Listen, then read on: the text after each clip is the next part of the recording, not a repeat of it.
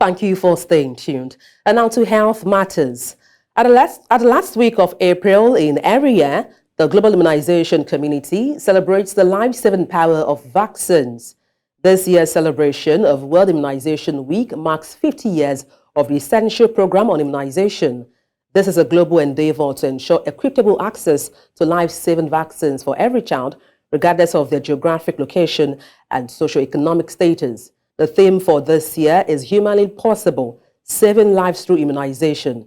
Established in 2012, World Immunization Week was created to raise awareness about the importance of immunization. And this is to encourage people to work in their communities to protect people's health through vaccination. And to help understand the significance of this week, I'm joined by Chief of Health, UNICEF Nigeria, Eduardo Celades. Good afternoon. Glad to have you join me. Good afternoon. Thank you very much for inviting me here today. All right. Let me start by asking, what's the essence of the theme for this year, which is Humanly Possible, Saving Lives Through Immunization? And then how is UNICEF living up to this theme? Right. The expanded program of immunization was launched 50 years ago and had tremendous success. More than 154 lives have been saved since then. However, what we are seeing now, and we are seeing this year since COVID-19, that vaccine hesitance, reluctance, misinformation, mistrust is ramping. And what we are seeing is we need to reinforce the message. We need to fall back in love again, right after 50 years, to ensure that all children are immunized. So that's the essence. In Nigeria, still 2.2 million children don't have any single vaccine, right? So the idea is vaccination, immunization should be inclusive for all. So all the children have access to the vaccines that they need. But when it comes to vaccine hesitancy in Nigeria, what role is UNICEF playing in addressing this challenge, within Nigeria, and how it's affecting immunization efforts? So we as UNICEF, we support the efforts of the government in three aspects. The first one is to bring the vaccines to the country. So more than 400 million vaccines are brought to Nigeria every year.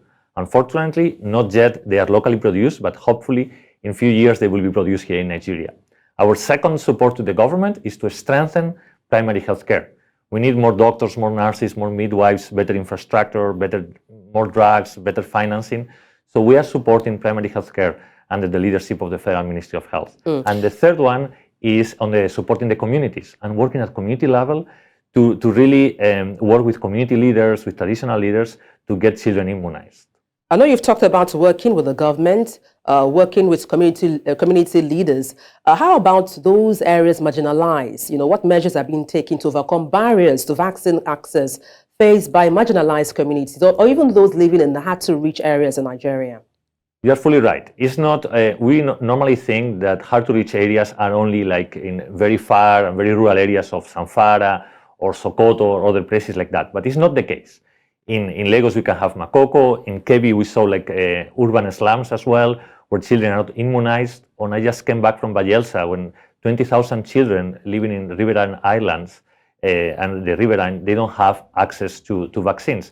So the hard-to-reach areas can be anywhere.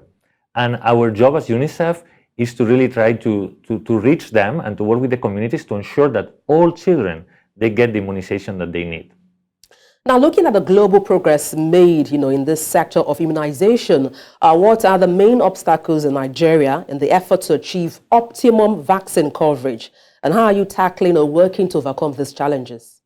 Yes, we have two major challenges. One is the big inequalities. We are seeing in places like in Northwest, for example, where immunization coverage is very, very low, with a lot of children that they don't have any vaccine, right? And as well, they don't have other services like food, like water, like sanitation, education, etc. So this is a proxy for poverty. So that's one of the big challenges, the inequalities. The second challenge is the weak health system, especially primary health care.